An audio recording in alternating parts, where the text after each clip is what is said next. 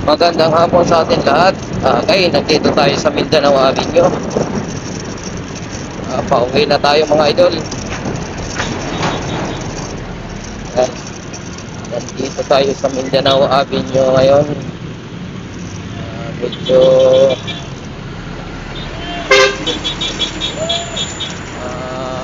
traffic lang. Ayan.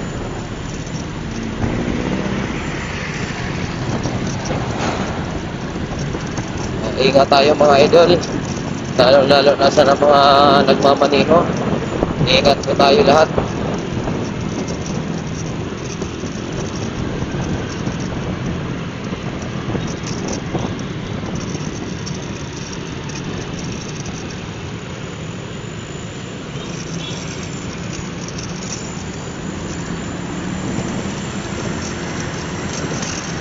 Lagi lang tayo mag-distansya kaya mga idol.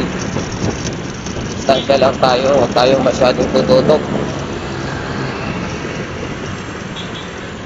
Kasi minsan nagpo-full stop ang mga nasa sinusundan natin kaya distansya tayo.